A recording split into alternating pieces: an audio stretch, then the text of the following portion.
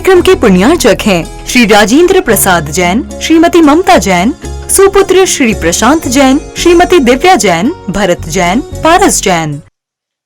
संबंधों को छोड़ देने का नाम ब्रह्मचर्य नहीं।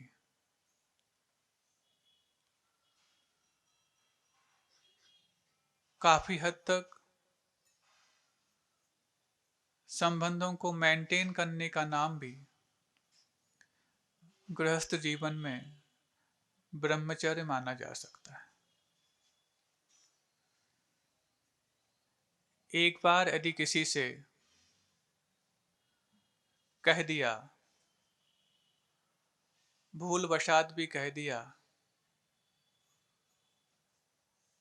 भैया अथवा माँ जी, बहन जी, तो एक बार ये कहा हुआ संबंध सूचक शब्द आपके जीवन में अंत तक बना रहे, इसी का नाम गृहस्थ जीवन में ब्रह्मचर्य है। ब्रह्मचर्य के बारे में लोगों की धारणा ये कि संबंधों को तोड़ दो, एकाकी हो जाओ, इसका नाम ब्रह्मचर्य। लेकिन यहां कहा जा रहा, संबंध को पवित्र मन के हिसाब से निभाते चले जाओ, इसका नाम ब्रह्मचर्य। बहुत कठिन होता है। बाजार में जा रहे हो, किसी को ठोकर लग जाए, किसी महिला को पुरुष को ठोकर देने में आ जाए, अथवा कोई पुरुष महिला से टच हो जाए, तुरंत कहता है सॉरी बहन, सॉरी भैया। महाराष्ट्र में तो मामू मामा है ना। कल ही हमने देखा, मामा अलग हो, हमने कहा ये तो मामा कैसे बन गए, ये तो जैन समाज के हैं, वो तो जैनेतर लग रहा है, टोपी लगाए है, ये मामा कैसे बन गए। फिर लगा कि एक आदर्श सूचक वाक्य है कि हम आपको इससे बड़ा सम्मान दे रहे हैं कि आप हमारे माँ के भाई हैं। लेकिन इस प्रकार से कह देना बहुत आसान है। बस जो कहा है उसको जीवन भर निभा लेना, इसी का नाम ब्रह्मचर्य। बहुत कठिन है। ये शिष्टाचार के शब्द तो मुख में बैठे रहते हैं, लेकिन शिष्टाचार हृदय में बैठ पाए बहुत कठिन होता है।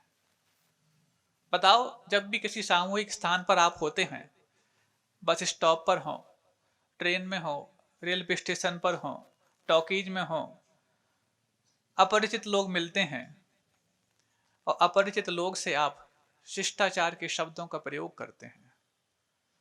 क्या वो शब्द आपके जीवन में शिष्टाचार पालन करने के बाद निकला है, अथवा शिष्टाचार की डिक्शनरी से निकल करके आपके मुख में बैठा है?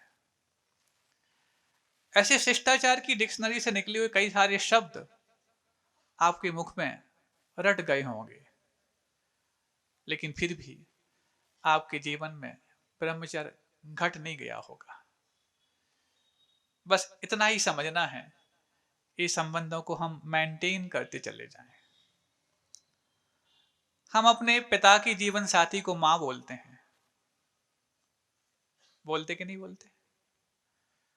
क्या बोला जा रहा है? हम अपने पिता की जीवन साथी को मां बोलते हैं। बस अपने बच्चे की मां में हमें मां नजर आ जाए, इसी का नाम ब्रह्मचर्य है। पिता की जीवन साथी में मां और अपने बच्चे की मां में जब मां का भाव आने लग जाए, धीरे धीरे हमारे जीवन में आत्मीयता उतनी ही रहेगी उस जीवन साथी से, लेकिन ब्रह्मचर्य अंदर प्रस्फुटित होता चला जाएगा। आत्मीयता में कोई कमी नहीं आ रही। वो जीवन साथी है, चाहे वो पुरुष हो चाहे वो स्त्री हो। प्रेम उतना ही है, अनुराग उतना ही है, लेकिन मलिनता कम हो गई। बस इस मलिनताओं को जितना दूर करते चले जाओगे, उतना तुम्हारे भीतर ब्रह्मचर्य बढ़ता चला जाएगा। कहीं आपके अनुराग को कम करने की बात नहीं की जा रही है, कहीं आपके संबंधों को तोड़ने की बात नहीं की जा रही, कहीं किसी से पलायन करने की बात नहीं की जा रही। अपने संबंधों में तुम पारायण करना तो सीखो। कटुतापूर्ण मन जहां होता है, वहां पर ब्रह्मचर्य का पालन संभव है ही नहीं। तुम्हारे मन में कलुषताएं हों, कटुताएं हों, और सोचो आज तो उत्तम ब्रह्मचर्य का दिन है, आज तो हम पालन करेंगे। तुम ब्रह्मचर्य का पालन नहीं, तुम एक अपने अंदर उठने वाले उन भावों को कहीं क्षेत्र बदल करके पलायन करना चाह रहे हो, लेकिन उन भावों को परिष्कृत करने का सौभाग्य प्राप्त करना नहीं चाह रहे हो। बहुत कठिन होता है, और यदि उद्देश्य निर्मल हो जाए तो सबसे आसान होता है। जितना आसान ब्रह्मचर्य का पालन करना है, उतना तो शायद क्षमा को पालन करना भी आसान नहीं। महाराज, हम तो सोच रहे थे सबसे पहले क्षमा धर्म दिया सबसे आसान वही होगा, और सबसे लास्ट में ब्रह्मचर्य दिया सबसे कठिन वही होगा। आप तो उल्टा कह रहे। हाँ, जिंतूर में उल्टी नदी बहती, उल्टा कहना ही पड़ता है। बताओ, दूसरे का आचरण पालन करना कठिन है, क्या खुद का आचरण पालन करना भी कठिन है क्या? ब्रह्मचर्य का मतलब क्या है? ब्रह्म यानी आत्मा, और आत्मा मतलब अपना। अपना जो आचरण है उसमें बने रहना, इसका नाम ब्रह्मचर्य है। बस हमें आज तक अपना आचरण पता नहीं लगा, इसलिए ब्रह्मचर्य पालन नहीं कर पाए। और दूसरे के आचरणों को देखने के लिए हमने फिर उपमा रहित अनुपमा को देखना प्रारंभ कर दिया।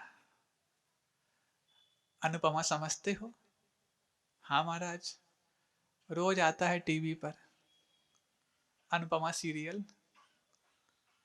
कुमकुम, अरे जिस कुमकुम को देख करके लोग आप सतीव हैं ऐसा मान करके अपने ब्रह्मचर्य को याद कर लेते थे, आज उस कुमकुम को देख करके लोग अपने ब्रह्मचर्य को भूल रहे हैं। एक साथ एक घर में बैठ करके माँ बेटी, पिता पुत्र, माँ बेटा, बेटी व पिता, एक एक जीवन में एक एक व्यक्ति 7-7 बार शादी कर सकता है, ऐसी शिक्षा ले रहे हैं। और फिर उम्मीद करो आपके बच्चे बड़े होकर के जिस विवाह को संस्कार कहा गया है, उस संस्कार को जीवन भर निभाएंगे, ये उम्मीद ही बेबुनियाद है। क्योंकि आपने ही इस चीज को इतना कॉमन करके उनको भेजा है। और फिर बोलो 2-4 साल वो निभा लेगी अपने पति को, 2-4 महीने निभा लेगी। अरे जो घर से ही ये सीख करके गई है कि एक जीवन में 6-7 बार करना कोई कठिन नहीं है, वो जीवन भर कैसे निभाएगी? फेरे लेते वक्त तो संकल्प लिए जाते हैं, एक जीवन तो क्या 7-7 जीवन तक साथ रहेंगे। पंडित जी संकल्प दिला देते हैं, सिर्फ पंडित जी साथ रहेंगे, दोनों साथ कितना रह पाएंगे, कठिन है। समझ रहे हो ना? ये ब्रह्मचर्य की आधुनिक परिभाषा बताई जा रही है। पुराणों की परिभाषाएं कई बार आपने सुनी होंगी, क्योंकि अनंत काल से आप ब्रह्मचर्य व्रत पालन करते आ रहे हो, कम से कम आज के दिन तो। लेकिन कायिक रूप से, वाचनिक और मानसिक रूप से कितना, हमें नहीं लगता। क्या एक साथ बैठ करके हम अपने पर्व के दिनों में भी उन चीजों को नहीं देखते जिन चीजों से हमारे मन में विकार उत्पन्न होता है? सदार संतोष व्रत का पालन करने वाले भी और दोनों पति पत्नी भी जब बाहर जाते हैं तो मजाक मजाक में दूसरे किसी व्यक्ति की तारीफ नहीं कर देते अपने जीवन साथी को चढ़ाने के लिए? मजाक में करते हो ना? ये मजाक नहीं है, जीवन को मजाक बनाना है। कितने लोग होंगे जो अपने घर में द्व्यर्थी बातों को ना करते होंगे। उस एज तक पहुंचने के बाद भी जब ब्रह्मचर्य का पालन करना सहज हो जाता है, तो भी घर में द्व्यर्थी बातों का बोलना बंद नहीं हो पाता है। अब सोचो, हम ये नहीं कह रहे हैं कि तुम लोग अपने जीवन साथी को छोड़ करके सन्यासी बन जाओ, लेकिन कम से कम अपने जीवन साथी में संन्यास तो रखो, सच्चा न्यास तो रखो, सच्चा विश्वास तो रखो। जीवन भर निभाने का तुमने संकल्प लिया है ना, तो जीवन भर निभाओ। तो यदि जीवन पूरा हो गया हो तो कोई बात नहीं, ऊब जाना, लेकिन यदि जीवन शेष है तो उसको निभा लेना। इसी का नाम ब्रह्मचर्य है। लगता तो ऐसा है उत्तम ब्रह्मचर्य तो साधुओं की बात हो गई, उत्तम ब्रह्मचर्य तो सन्यासियों की बात हो गई, संतों की बात हो गई। हाँ, संत तो तब बनोगे तुम जब घर में रह करके हर बसंत में तुम्हारे अंदर संतत्व जीवित हो पाए। क्या इस प्रकार की भावनाएं किसी पर व्यक्ति को देख करके हमारे अंदर की निर्मलता को बढ़ाती हैं? बढ़ाती हैं तो बहुत अच्छी बात है, आपके पूरे पर्व सार्थक हो गए। लेकिन कोई भी नया दृश्य देख करके आपके अंदर यदि विकारों को उपजाता है, तो समझ लेना अभी ब्रह्मचर्य का शुरुआत भी तुम्हारे जीवन में नहीं हुआ है। संकल्प लेने के बाद भी संकल्पों को निभाने लायक माहौल में रह पाना जिन व्यक्तियों को आता है, वही संकल्प के प्रति न्याय कर पाते हैं। नहीं है तो संकल्प के प्रति अन्याय करना जीवन के प्रति अन्याय करना तो है ही, लेकिन पूरे विश्व के प्रति अन्याय करना भी माना जाता है। क्योंकि अब कोई भी तुम्हारे कारण इस विश्व में सुरक्षित महसूस नहीं कर सकता। नहीं तो ऐसे ऐसे उदाहरण भी हैं जिन उदाहरणों में विश्व को सुरक्षा भी अनुभूत हुई है। 20 साल का बालक नदी किनारे जा रहा। नदी किनारे जाते वक्त नदी में स्नान करती मां बहनें हैं। स्नान करते वक्त क्या चित्रण होता है आप समझते हैं, लेकिन अपने आप को निश्चिंत होकर के अपने काम में लीन है वो मां बहनें। और उसी नदी किनारे से ये 20 साल का बालक जा रहा। पीछे पीछे उस बालक के 80 साल का पितामह आ रहा। पितामह समझते हो? पिता का भी पिता पितामह होता है। जैसे ही वो आया, सारी मां बहनों ने अपने आप को संभाल लिया। जब तक संभाला नहीं था तब तक कोई दिक्कत नहीं थी, लेकिन संभाल लिया तो पितामह को लगा ये तो गलत बात है। मेरी तो उम्र अब वो हो चुकी है जब ये सब कुछ जीवन में निर्विकारता आना सहज हो जाए, और वो मेरा पोता जो 20 साल का है, जिसके जीवन में विकार अभी शुरुआत को प्राप्त हो रहे हैं, उनसे तो इनको भय नहीं लगा। और मैं निकला तो मेरे सामने इन्होंने खुद को संभाल लिया। गुस्सा भी आ गया, क्योंकि कोई यदि अपनी प्रतिक्रिया के माध्यम से हमारे आचरण को चैलेंज देता है तो परिणामों को संभालना इतना आसान नहीं होता। तो कहने लगे, क्यों? जब मेरा पोता निकला, जवान पोता था, उस वक्त तो तुमने अपने कपड़े नहीं संभाले, और अब मैं निकल रहा हूं, मेरे सामने तुम अपने आप को बहुत सही साबिती बनाने की कोशिश करती हो। तो बहुत अच्छा जवाब उन मां बहनों ने दे दिया। यदि आप अपनी आंख संभाल लेते तो हम अपने कपड़ों को संभालने की आवश्यकता नहीं पड़ती। आंखों में ही ब्रह्मचर्य पल जाता है और आंखों में ही अब्रह्म के दर्शन हो जाते हैं। क्योंकि इन पांचों इंद्रियों में 83% प्रभाव आंखों के माध्यम से होता है,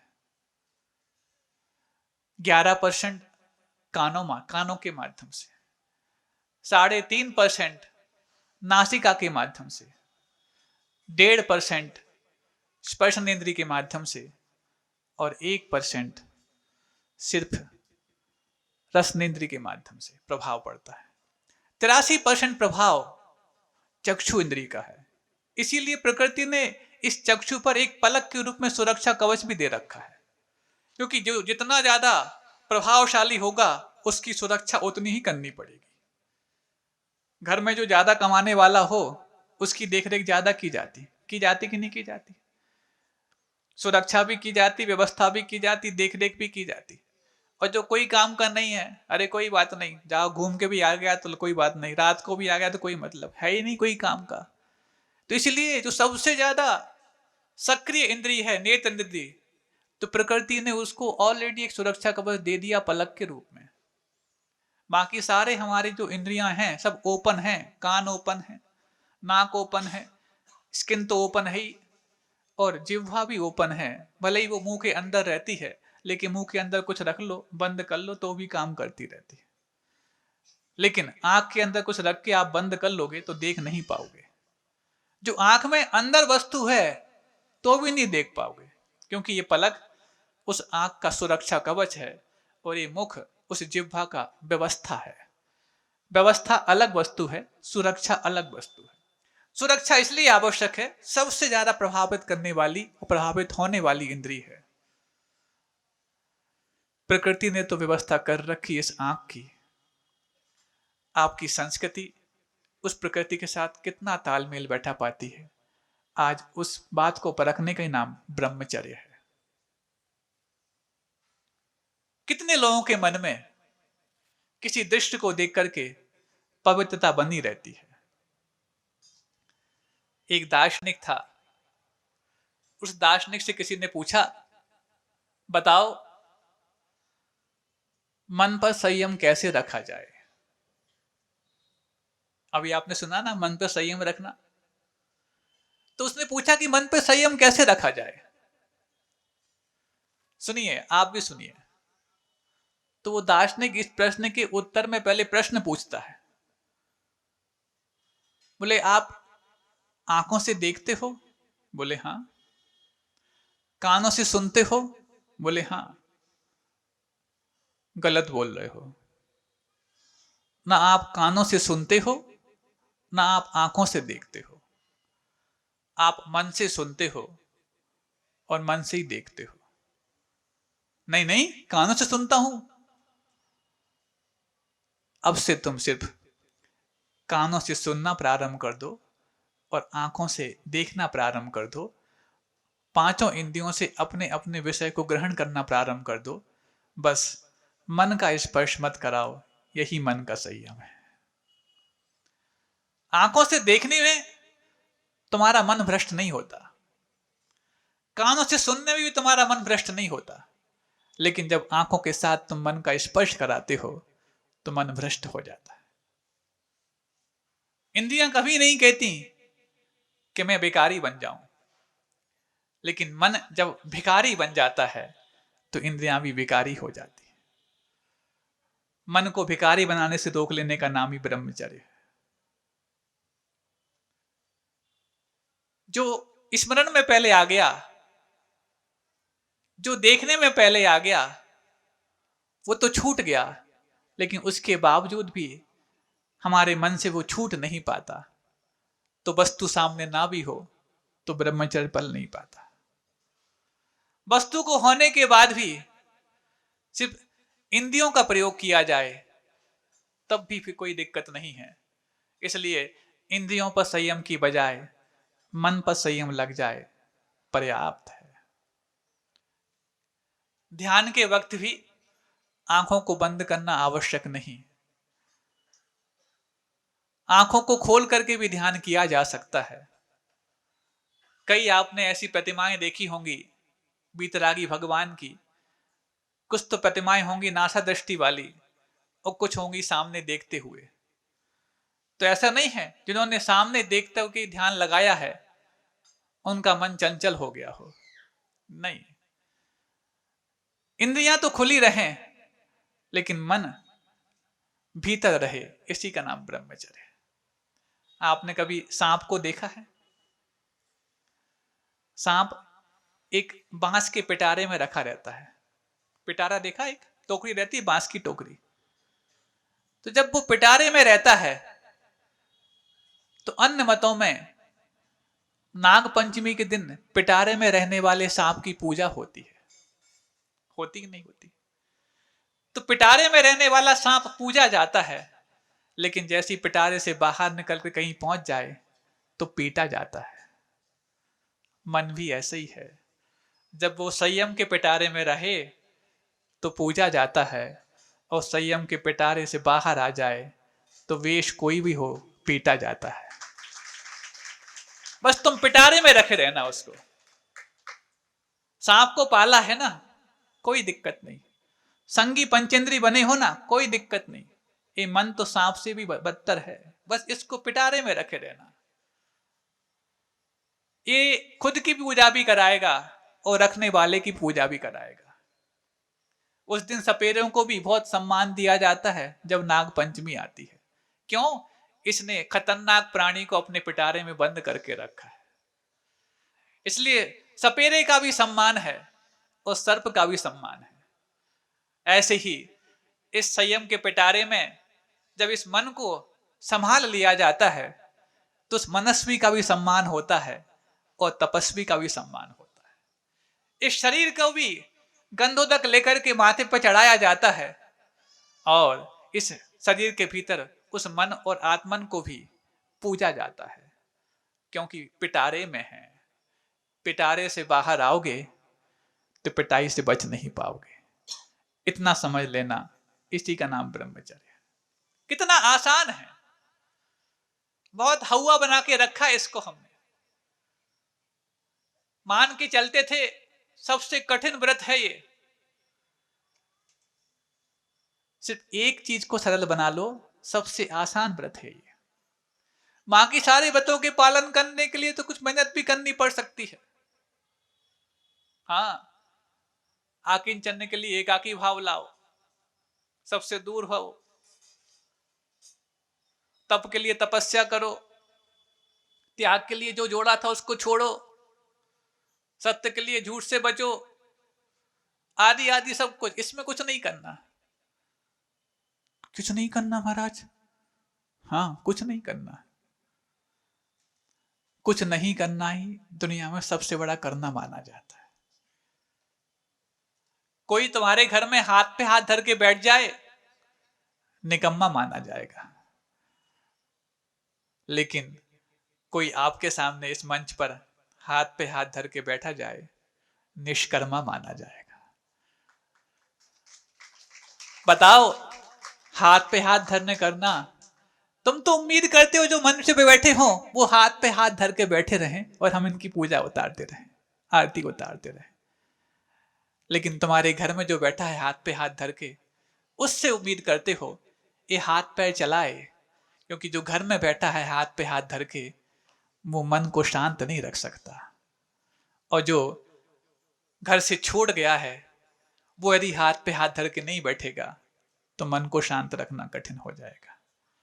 इसीलिए चाहे वो हाथ पे हाथ धर के बैठे, चाहे किसी को हाथ पे हाथ धर के बैठने का संकेत दे रहा हो, चाहे वो किसी के लिए अपने जो कुछ भी ऊर्जाएं हैं उन ऊर्जाओं को सदुपयोग सन्मार्ग में वो परमार्थ में लगा दो, ऐसा उपदेश दे रहा हो, वो सारे के सारे हाथ पे हाथ धरने के पर्यायवाची माने जाते हैं। लेकिन ये हाथ पे हाथ धरने के पहले अपने मन पर हाथ धर के देखना पड़ता है, ये सब कुछ करने के पीछे आपका उद्देश्य क्या है। और उद्देश्य यदि आपका निर्मल हो गया, फिर आपकी कहीं पिटाई नहीं होने वाली, आपकी हर जगह पूजा ही होने वाली है। आपने सुना होगा एक ऐसा दृष्टांत जिसके बारे में आज समय तो कम है, कभी मिलेगा तो बताऊंगा। संक्षिप्त में बताने का प्रयास भी करने का वाला हूं, लेकिन उसके पहले एक छोटी सी बात और। दो सन्यासी थे, दोनों ने सन्यास लिया। वो सन्यास धारण करके दोनों साथ साथ विहार कर रहे हैं। एक युवा है, एक वृद्ध है। दोनों ने पांच पापों से बचने का संकल्प लिया है। जा रहे हैं, अचानक बाढ़ आती है और बाढ़ में एक बहन बह जाती है। जैसे ही वो बाढ़ में बहन बह गई, युवा सन्यासी को नहीं रहा गया। उसको तैरना आता था और वो तुरंत उसको डूबते से बचाने के लिए सन्यासी होकर के भी नदी में कूद जाता है और उसको सांस रुंधने के पहले श्वास को विश्वास देते हुए बचा करके किनारे पर ले आता है। जैसे ही किनारे पर ले आया, सुन रहे हो? हाँ महाराज। ब्रह्मचर्य में पहुंच गए क्या? हाँ महाराज। सुनो, तो जैसे ही उसको उठा करके ले आया, वृद्ध सन्यासी बोलता है, तूने स्त्री का स्पर्श कर लिया, अब तो तेरे लिए प्रायश्चित लेना ही पड़ेगा। युवा सन्यासी था, वृद्ध सन्यासी की संगति में उसको रख दिया था और रखने के बाद उम्मीद की जा रही थी कि वृद्धों की सेवा करने से ब्रह्मचर्य का पालन भी होता है। हाँ, ज्ञानार्णव में एक वृद्ध सेवा करके एक अधिकार है, अध्याय है, ध्यान का ग्रंथ है, लेकिन उसके बावजूद भी वृद्ध सेवा का अधिकार वहां पर रख करके बहुत बड़ा संस्कार देने का प्रयास किया गया है। वृद्धों के पास अनुभव होता है, दुनिया को जीने के बाद मिली हुई जो कुछ भी तजुर्बे होते हैं, उन तजुर्बों से दूसरों को तजुर्बा लिए बगैर भी संकेत देना आता है। इसलिए वृद्धों के पास बैठ करके अपना समय बिताना भी वृद्धत्व आने के पहले अपने जीवन में गंभीरता लाने का सच्चा सन्मार्ग माना जाता है। लेकिन वृद्धत्व सिर्फ शरीर से ना आए, अनुभवों से आए, विचारों से आए, आचरण से आए। तो वृद्ध सन्यासी बोला, तुम भ्रष्ट हो गए, अब तो तुम्हारे लिए दंड लेना पड़ेगा, प्रायश्चित लेना पड़ेगा। और प्रायश्चित लेने के लिए गुरु महाराज के पास जाकर के निवेदन करना पड़ेगा। ठीक है, आप कह रहे हैं तो ले लूंगा। और जैसे ही दोनों पहुंचते अपने गुरु महाराज के पास, जो युवा सन्यासी है वो तो नजरें झुकाए हुए हाथ जोड़ करके गुरु के सामने खड़ा हुआ है। लेकिन वृद्ध सन्यासी कहता है, बोलो क्या कहा तुमने, क्या किया है? वो हाथ जोड़ के खड़ा है। गुरु से सब समझने वाले होते हैं, सब समझा देंगे, सब समझ लेंगे, मुझे क्या व्यक्त करना। तो वृद्ध सन्यासी समझता है शायद ये बताना नहीं चाहता, क्योंकि प्रायश्चित तो वो होता है स्वयं निवेदन किया जाए, स्वयं अपने पापों की निंदा गरहा आलोचना की जाए और गुरु महाराज से निवेदन करके दंड की मांग की जाए। वृद्ध सन्यासी समझा शायद ये लेना नहीं चाहता। उस समय भी इसके मन में पाप था और अभी भी प्रायश्चित लेते वक्त इसके मन में पाप समाया हुआ है, इसलिए निवेदन नहीं कर रहा। तो गुरु महाराज पूछते हैं, क्या बात है, आप दोनों क्यों आए हैं? तो वृद्ध सन्यासी बोलता है, हाँ मैं ही बता देता हूं, नए नए सन्यासी बने हैं, लेकिन अभी इनके मन का विकारी भाव गया नहीं। रास्ते से जा रहे थे, एक महिला पानी में गिर गई, इन्होंने पूछा भी नहीं मुझसे, वो कूद गए, वो उसको स्पर्श किया, उसको उठा करके लेकर के आए और किनारे पर ले आए। इनको स्वयं निवेदन करना चाहिए, लेकिन नहीं किया और आपने पूछा इसलिए मैंने बता दिया। तो गुरु महाराज कहते हैं, पहले प्रायश्चित आपको लेना चाहिए, मैंने क्या किया, मैंने तो कुछ किया ही नहीं। हाँ, उस युवा सन्यासी ने तो उस महिला को उठाया और किनारे पर रखकर छोड़ करके आ गया, लेकिन तुम तो अभी तक उस महिला को अपने दिमाग में उठाए लाए हो। तुमने ज्यादा देर तक उस महिला को अपने पास रखा है, इसलिए सन्यास होकर के भी प्रायश्चित सबसे ज्यादा तुम्हें लेना चाहिए। बात समझ में आ रही है?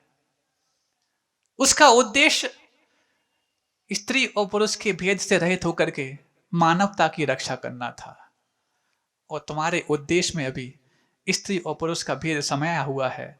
इसलिए अभी सन्यासी होने के बाद स्त्री और पुरुष का भेद समाप्त हो जाए, इसका नाम ब्रह्मचर्य है। और गृहस्थ होने पर स्त्री में माँ, बहन और बेटी के दर्शन होते चले जाएं, इसका नाम ब्रह्मचर्य है। और यदि गृहस्थ जीवन शुरुआत हुआ है तो संबंधों को जीवन तक निभाने लायक अपना मानस बन जाए, इसका नाम ब्रह्मचर्य है। संबंधों को बिगाड़ने का नाम ब्रह्मचर्य नहीं है। संबंधों को बिगाड़ दोगे तो तुमने किसी एक से बिगाड़ा है, कहीं दूसरी जगह लगाने के भाव हो सकते हैं, लेकिन जिस एक को निभाने लायक बनाया है उससे हम निभाते चले जाएं तो उसके प्रति प्रेम, आत्मीयता, अनुराग रखने पर भी ब्रह्मचर्य विकारों से दूर हो सकता है। ये बातें सुनने के बाद लगती हैं कि हमारे जीवन में चलने वाली बातें हैं, लेकिन ये जीवन में चलने वाली नहीं, जीवन में विचारों को चढ़ाने वाली बातें। और यदि विचार धीरे धीरे इन बातों को समझ करके परिष्कृत होने लग जाएं, तो समझना हमारे लिए उस धर्म की प्राप्ति अवश्य हो जाएगी जिस धर्म को वस्तु के स्वभाव के रूप में जाना जाता है।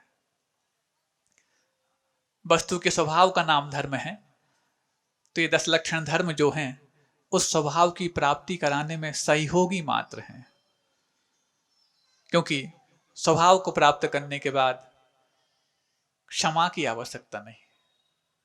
स्वभाव को प्राप्त करने के बाद मार्दव, आजव, शौच, सत्य, संयम, तप, त्याग, आकिंचन, ब्रह्मचर्य की आवश्यकता नहीं। स्वभाव को प्राप्त करने के लिए 10 लक्षण धर्म की प्राप्ति सिर्फ मात्र एक मार्ग है, मंजिल नहीं। ये मार्ग है, मंजिल नहीं। इसलिए गुरुनाम गुरु आचार्य ज्ञान सागर जी महाराज ने कहा था कि वस्तु के स्वभाव का नाम धर्म है, अहिंसा तो एक परिस्थिति का नाम है। जिस अहिंसा को परमो धर्म कहा जाता है, वो परम धर्म सिर्फ इसलिए है कि हमारे धर्म को प्राप्त कराने में परम साधन है, ना कि अहिंसा धर्म है। अहिंसा एक परिस्थिति है। जब तक मैं प्रवृत्ति को छोड़ नहीं पा रहा, तब तक परिस्थिति के रूप में अहिंसा को स्वीकार कर लिया। वस्तु स्थिति तो धर्म है, मना स्थिति अहिंसा है, और इस मना स्थिति को वस्तु स्थिति तक ले जाने के लिए परिस्थिति एक मानव धर्म है। परिस्थिति अहिंसा, वस्तु स्थिति धर्म और मनस्थिति करुणा, ये तीनों का जब संयोग होता है तब जाकर के स्वभाव के दर्शन हो पाते हैं। इस स्वभाव की प्राप्ति के लिए ये सारे के सारे 10 लक्षण धर्म साधन बन जाते हैं। ये साधन है, साध्य नहीं। साध्य तो वो है जो आज तक हमारे भीतर रह करके भी हमसे अछूता है, जिसका नाम वस्तु का स्वभाव है। थोड़ी सी बात कठिन भी लगती है तो थोड़ी सी बात बहुत सरल भी लगती है, लेकिन समझने का प्रयास करें तो बहुत मिष्ट है, नहीं तो बहुत क्लिष्ट है। बताओ, आज का ब्रह्मचर्य व्रत किन मायनों में सरल है? ज्यादा कुछ नहीं समझा हो तो इतना मान लेना, हमने जो भी संबंध बोलने में स्वीकार किए हैं वो पालने में स्वीकार होते चले जाएं, बस इसी का नाम ब्रह्मचर्य है। तुम जब घर से बाहर निकलते हो, जिस व्यक्ति को भी जिस संबोधन से तुम सूचित करते हो और अपने आप को शिष्टाचारी मानते हो, बस इस शिष्टाचार को बनाए रखना, कुछ अलग से नहीं करना, इसी को बचाए रखना। इस बचाए रखने में ही तुम्हारा ब्रह्मचर्य बच सकता है, क्योंकि ब्रह्मचर्य आपकी शक्ति और आपकी ऊर्जा, इन दोनों को ऊर्ध्वगमन कराने के लिए कारण बनता है। विद्यार्थी जीवन में भी, क्योंकि ये तो संस्कार थे कि 4 प्रकार के आश्रमों में इस जीवन को बांटा गया था। आश्रम का मतलब कोई स्थान नहीं, आश्रम का मतलब वो काल पीरियड, वो टाइम। पहला आश्रम ब्रह्मचर्य आश्रम, दूसरा आश्रम गृहस्थ आश्रम, तीसरा आश्रम वानप्रस्थ आश्रम और चौथा आश्रम संन्यास आश्रम। तो 25 वर्ष तक की उम्र तक तो ब्रह्मचर्य आश्रम में ये मनुष्य रहता था। जब उम्र 100 वर्ष की है तो 25% आपने इसमें निकाल दिया। और कोई यदि ये निकाल ले ज्योतिषी के माध्यम से कि हमारा जीवन तो सिर्फ 40-50 वर्ष का है, तो उसका 1/4 हम निकाल लें साढ़े 12 वर्ष का, नहीं, उस वक्त भी ब्रह्मचर्य आश्रम 25 वर्ष का ही होगा। उसके बाद आप चाहो तो सीधा का सीधा संन्यास आश्रम यानी चौथे आश्रम में प्रवेश कर सकते हो, नहीं करे तो दूसरा आश्रम गृहस्थ आश्रम का है।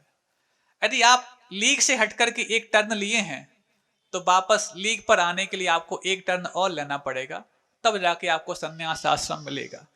तो यदि ब्रह्मचर्य आश्रम के बाद गृहस्थ आश्रम में गए हैं तो वापस संन्यास आश्रम में आने के लिए आपको वानप्रस्थ आश्रम लेना पड़ेगा। ये वानप्रस्थ आश्रम गृहस्थ जीवन के कर्तव्यों को पूरा करते हुए और संन्यास आश्रम की ओर उन्मुख होने के बीच का एक दायित्व काल है, जिसका नाम वानप्रस्थ आश्रम है। यहाँ बैठे अधिकांश लोग गृहस्थ आश्रम में तो प्रवेश कर ही चुके हैं, वर्षों से प्रवेश कर चुके हैं। अब वानप्रस्थ की ओर भी प्रवेश करना प्रारंभ करें। घर छोड़े बगैर भी घर छूटने लग जाए, वैभव को छोड़ने बगैर भी वैभव छूटने लग जाए, धन को छोड़े बगैर भी धन छूटने लग जाए। अभी तो महाराज वो भिखारी जैसा हाल हो रहा है कि झोली में से वो चावल निकालते हैं राजा को देने के लिए, लेकिन वो हाथ में से चावल छूट देते हैं क्योंकि हम अपनी उंगलियों को ढीला कर लेते हैं। भरी तो थी हमने पूरी मुट्ठी, लेकिन देते वक्त एक चावल ही दे पाया, तो पाते वक्त सिर्फ एक चावल को ही सोने से कर पाया। तब समझ में आया जो दिया गया वही सिर्फ सोने का है, जो रख लिया वो तो माटी से भी बदतर है। बताओ, परसों जिनने पुण्यानुभूति की वो सोने का हुआ कि जो अभी छोड़ के घर पे आए हो वो सोने का है? वो तो सिर्फ सोने लायक है। एक सोने लायक है 8 घंटे की नींद, 5 घंटे की नींद के लिए, और एक सोने लायक है चिर निद्रा के लिए। और चिर निद्रा लग जाएगी तो आपके घर में रखा हुआ ही फिर आपको वापस लौटाएगा। काय के लिए? पिटारे से बाहर लाने के लिए, पिटाई के लिए। सुन रहे हो? कुंडली मार करके बैठ करके जो रक्षा करते हैं उनके संस्कार जल्दी नहीं जाते हैं। कुंडली मारना उनके संस्कारों में बना रहता है। पहले पैरों से चलते थे, अब पेट के भर चलना पड़ता है, क्योंकि पेट के लिए जिन्होंने बहुत चिंता की थी, अब वो चिंता आगे के संस्कार में पेट के लिए ही कारण बनती है। अब पेट से ही रेंगना पड़ता है, पेट से ही चलना पड़ता है और पेट से ही पेट भरना पड़ता है। बताओ क्या बनना चाहते हो, पैरों से चलने वाले कि पेट से चलने वाले? पेट की चिंता करने वालों, पेटी की चिंता करने वालों। महाराज कुछ भी कह लो, हम तो बहुत मट्ठर हैं। मट्ठर हैं कि कट्टर हैं? क्यों? मुस्कान तो ले आओ अपने चेहरे पर। महाराज बहुत आई मुस्कान, क्योंकि अधिकांश लोगों ने अपने भावों को उदार भाव से प्रस्तुत किया। परसों की पुण्यानुभूति भी आपके जिंतूर के इतिहास में ऐतिहासिक बन गई, क्योंकि एक साथ 55 लोगों ने एक साथ अपने भावों को जो पहले व्यक्त किया था, व्यक्त करने के बाद प्रकट करके खाली भी कर दिया और संत निवास के लिए समर्पित भी कर दिया। लेकिन कहीं ना कहीं अपवाद तो होते ही हैं। एक्सेप्शन हर जगह लागू होते हैं ना, बस एक्सेप्शन ना रहें, इतना ही हम चाहते हैं। यदि पुण्यानुभूति की है तो उस पुण्य की अनुभूति अंदर होने लग गई हो तब तो वो सार्थक है, नहीं है तो फोटो और वीडियो में तो पुण्यानुभूति हो गई, भीतर पुण्यानुभूति की झलक समझ में आए तभी जा करके वो उत्तम त्याग माना जाएगा। और आज भी हमारे जीवन में उन संबंधों को हम पवित्रता देते चले जाएं, अनुराग ना छोड़ें, द्वेष ना बढ़ाएं, लेकिन उन अनुराग में से कलुषता को घटाएं। इसी का नाम ब्रह्मचर्य। इस कार्यक्रम के पुण्यार्चक थे श्री राजेंद्र प्रसाद जैन, श्रीमती ममता जैन, सुपुत्र श्री प्रशांत जैन, श्रीमती दिव्या जैन, भरत जैन, पारस जैन।